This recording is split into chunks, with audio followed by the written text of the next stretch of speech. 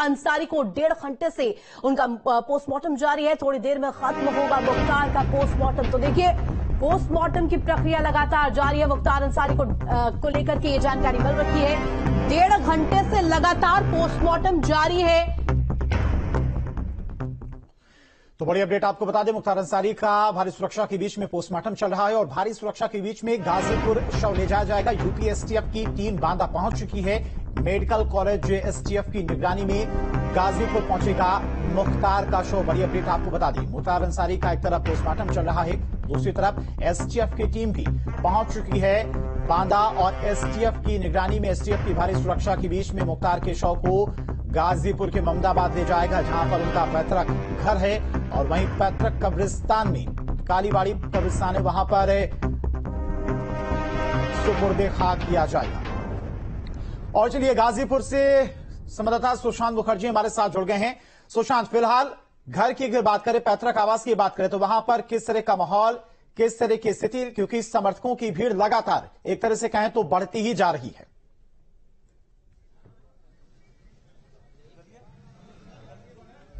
देखिए, इस समय यहाँ पर जो गाजीपुर के जिलाधिकारी हैं और पुलिस कप्तान है वो यहाँ पर पहुंचे हुए हैं।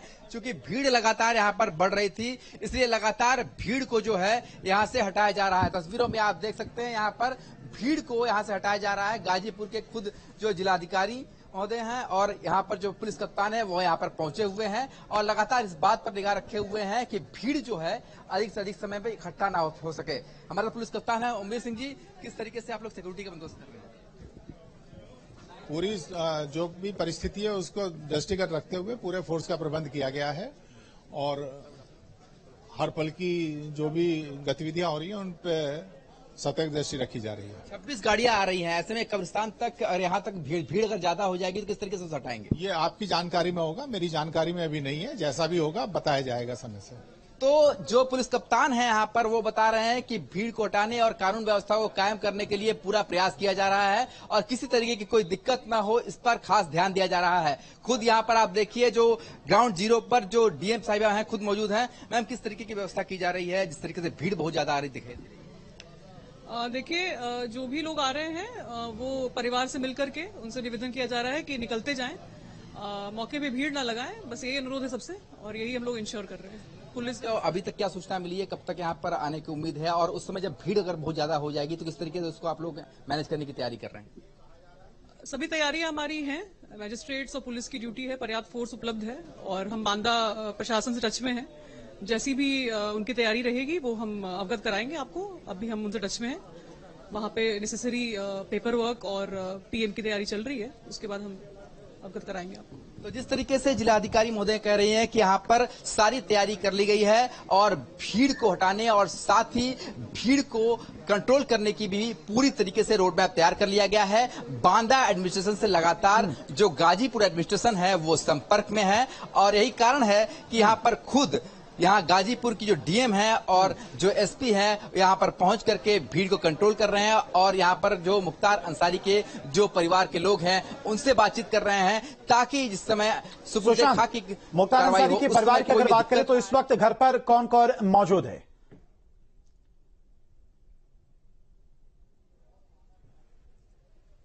देखिए, मुख्तार अंसारी के बड़े भाई सिबुतुल्ला अंसारी जिनसे हमारी बात भी हुई थी वो यहाँ पर मौजूद हैं। साथ ही घर के अंदर बताया जा रहा है कि अफजल अंसारी भी मौजूद हैं। इसके साथ ही घर के जो कुछ सदस्य हैं, कुछ महिलाएं हैं, वो भी मौजूद हैं। तो इसके अलावा जो मुख्तार अंसारी के छोटे बेटे हैं वो वहां पर बांधा गए हुए हैं। जो बड़ा बेटा है वो अभी कासगंज जेल में है, उसे इस बात की जानकारी दे दी गई है। बताया जा रहा है जैसे ही जानकारी हुई वो फुट फुट कर रो रहा था और इसके अलावा जो बाकी जो मुख्तार अंसारी के सगे संबंधी है उनको जानकारी हुई है, लगातार मिलने के लिए यहाँ पर पहुंच रहे हैं। ठीक है सुशांत, आपके पास आएंगे। एक बार रुक करते हैं शाम का। शाम, कब तक पोस्टमार्टम हो जाएगा? कोई अब तक अपडेट सामने आया? क्योंकि अतीक के मामले में देखा गया था काफी ज्यादा लंबा वक्त लगा था पोस्टमार्टम में। क्या कोई जानकारी प्रशासन की तरफ से या फिर डॉक्टर्स की तरफ से दी गई, कितना और वक्त लग सकता है पोस्टमार्टम में?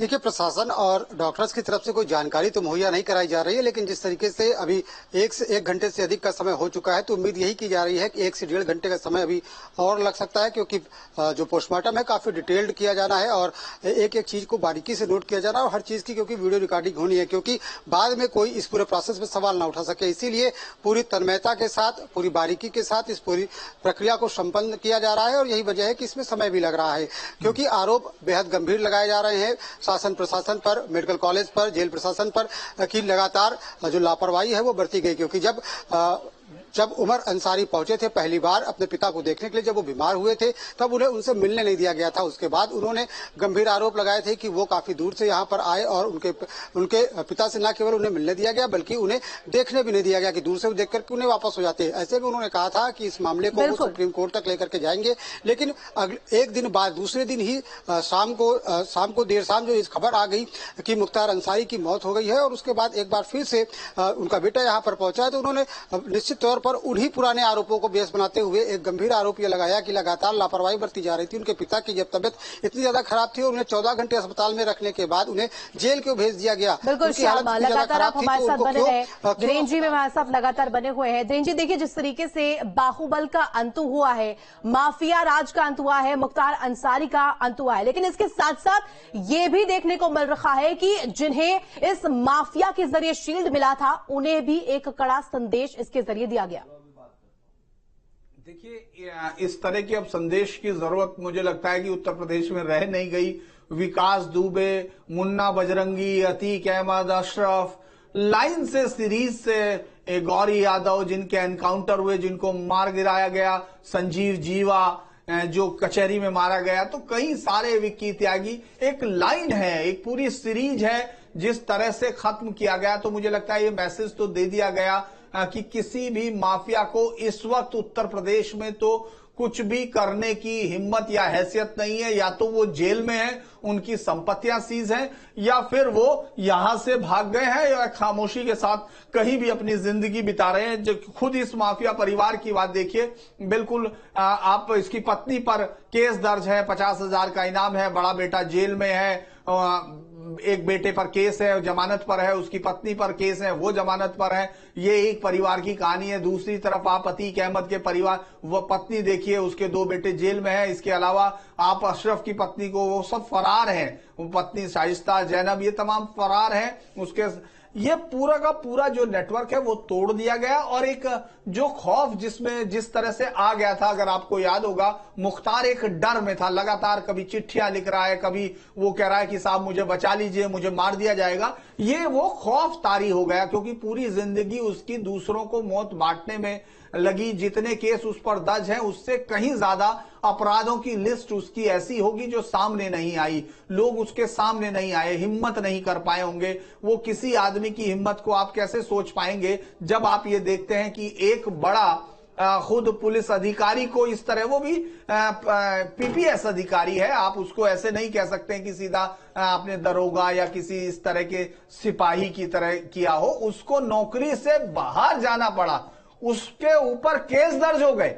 तो ऐसे में आपको लगता, किसी को भी ये लग सकता है कि इतने ताकतवर आदमी जिसने लगातार सत्ता का इस्तेमाल किया, धर्म का इस्तेमाल किया, गैंग का इस्तेमाल किया, राजनीति का इस्तेमाल किया और माफियाओं को इस तरह बदला जैसे कोई ताश के पत्ते फेंटता हो, तो जब उसका वक्त आता है तो वो इसी तरह से एक खौफ में रहता है, उस पर इतना खौफ तारी हो जाता है, उसको हर चीज से डर लगने लगता है। यही वो डर था जो लगातार वो 21 मार्च को भी उसने अपने वकील के माध्यम से लेटर दिया, या उससे पहले उसमें जब वीडियो कॉन्फ्रेंसिंग होता था उसमें बोल देता था कि साहब मुझे बचा लीजिए। तो एक मुझे लगता है कि ये बहुत ही ज्यादा स्थिति, सबसे बड़ी चीज है ये सरकार जो है एक बड़ा काम जो कर रही है, जिससे आने वाले माफियाओं को जो बनना चाहते थे, जो हिंदी फिल्मों से या सीरियल से प्रभावित होते थे, या इनकी कहानियां जिस तरह से पत्रकार भी लिखते थे, एक मीडिया का एक तबका है जिसने इनको स्टार बनाने की कोशिश की। मैं देख रहा था अलग अलग पत्रकारों को, कोई कहता है इनके यहाँ बिरयानी बहुत अच्छी मिलती थी,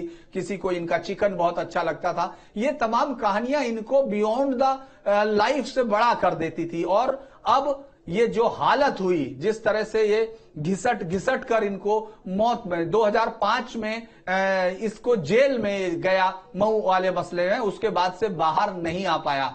सत्ता की हनक रही, जीतता रहा, लेकिन 2017 के बाद उसकी बात सुनने वाले अधिकारी थोड़े दिन तक तो रहे, जिसमें एक जेलर को सस्पेंड भी किया गया, सरकार ने अभी किया, इससे पहले उनके खिलाफ कार्रवाई हुई, लेकिन उसके बाद कम से कम वो जो खौफ था वो खत्म हुआ। और ये पहली बार है, मैं इस बात के लिए जरूर कहूंगा, और इतने सालों तक क्राइम को कवर करने के बाद, अपराध की और टेररिज्म को देखने के बाद पहला मौका है जब किसी इस देश में सरकार ने लगभग 5500 करोड़ रुपए की संपत्ति को जब्त किया हो, कुर्क किया हो, सीज किया हो और माफियाओं के उस पर मकान बना दिए हो। पहला मौका है।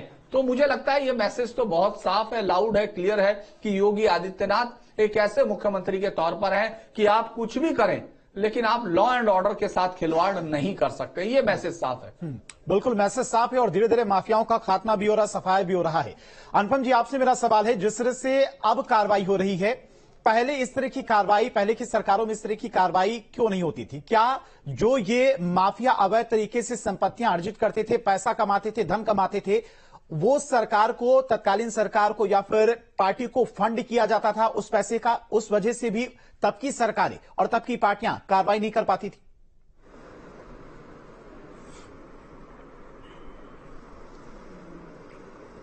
देखिए, बहुत अंतर भी आ गया तब की सरकार और अब की सरकारों में। खास तौर से जब सोशल मीडिया का जो युग आया है, इसने सरकारों पर बहुत दबाव बना दिया है और चीजों को बहुत ट्रांसपेरेंट कर दिया है। पहली बात, ये कहना कि पुरानी सरकारों ने बिल्कुल काम नहीं किया, ठीक नहीं होगा। मुझे याद है कल्याण सिंह की सरकार ने उन्होंने तो एसटीएफ का गठन किया था और कल्याण सिंह को इस बात समझ में आई थी कि साहब अलग अलग थानों में अपराध होते हैं और अपराधी को ट्रैक कर पाना बड़ा मुश्किल होता है। तो उन्होंने एक ऐसी फोर्स बनाई जो जिसके पास सभी थानों के अधिकार दिए गए, पूरे स्टेट में उसको कार्रवाई करने की छूट दी गई, बल्कि उसने पूरे हिंदुस्तान में कार्रवाई अंजाम दी। और बाद में अलग अलग राज्यों ने उत्तर प्रदेश से सबक लेकर एसटीएफ का गठन किया, कल्याण सिंह ने किया था। और जो ऑर्गेनाइज्ड क्राइम था, देखिए एक अपराधी होता है और एक माफिया होता है। अपराधी में जब एक उसका एक वित्तीय एम्पायर, उसका एक वित्तीय पूरा एक राज्य पैदा हो जाता है, तो उसको माफिया कहते हैं। तो माफिया को मिटाने के लिए कल्याण सिंह ने भी बहुत काम किया, एसटीएफ बनाई और बहुत बड़े बड़े माफियाओं को उस जमाने में एनकाउंटर हुआ और श्री प्रकाश शुक्ला जैसे लोग मारे गए। और ऐसा नहीं है, देखिए मायावती की सरकार में भी काम हुआ था, इन्होंने भी अपराधियों, हालांकि हमें भूलना नहीं चाहिए कि मुख्तार अंसारी को गरीबों का मसीहा कहने वाली और वो मायावती जो आमतौर पे हमेशा माफिया से और बाहुबलियों से जिन्होंने दूरी बनाकर रखी, खासतौर से गेस्ट हाउस कांड के बाद, उन्होंने भी मुख्तार अंसारी को प्रश्रय दिया और उन्होंने गरीबों को मसीहा बताया, संसद भेजा और चुनाव लड़ाया। देखिए, बल्कि मुख्तार अंसारी जब मुरली मनोहर जोशी के खिलाफ चुनाव लड़ता है बनारस में, तो ये बड़ा दिलचस्प था। जोशी जी बहुत कम मार्जिन से जीतते हैं और वो भी क्यों जीतते हैं? क्योंकि जो राजेश जी आएंगे आपके पास। धीरेन्द्र जी, एक सवाल आपसे मेरा ये है कि इतने बड़े माफिया, इतनी गुनाहों की लंबी लिस्ट, उसके बावजूद आखिर ये लोग चुनाव में, इलेक्शंस में कैसे जीत हासिल कर लेते थे? क्या जो लोकल की पब्लिक होती थी उनमें डर था, खौफ था, उस वजह से चुनाव में जीत हासिल करते थे, या फिर वाकई में ये बड़े लोगों से पंगा लेते थे और जो छोटे वहां के लोग थे, छोटे तबके, गरीब तबके के लोग, उनके बीच में एक हीरो वाली छवि बनाकर रखते थे, उनकी मदद करते थे? देखिए, एक चीज तो साफ है, जब इतनी बड़ी वोट मिलती है तो कुछ ना कुछ तो एक कनेक्ट होता है, लेकिन उसमें बड़ा कनेक्ट ये था, सिर्फ ये मैं अगर ये कहूं, माफ कीजिए, आपको आवाज आ रही है? जी जी जी सर।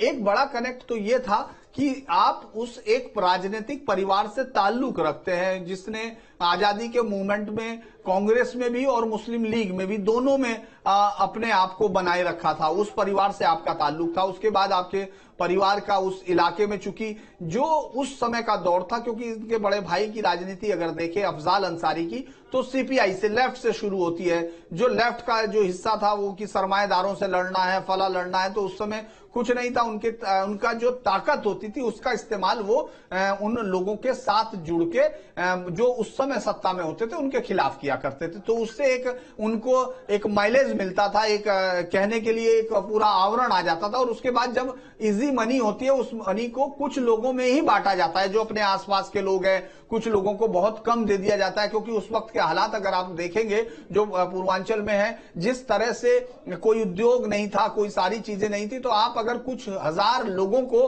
कुछ 100 रुपया दे देते हैं तो वो कुछ हजार लोग कुछ लाख लोगों तक आपकी जो है प्रसिद्धि फैला देते हैं। वो उस तरह का था। फिर दूसरा, जब तक ईवीएम नहीं आया, ईवीएम के नहीं आने तक आप बूथ कैप्चरिंग का एक सिस्टम डेवलप कर चुके थे। उन इलाकों में कोई वोट नहीं डालता था।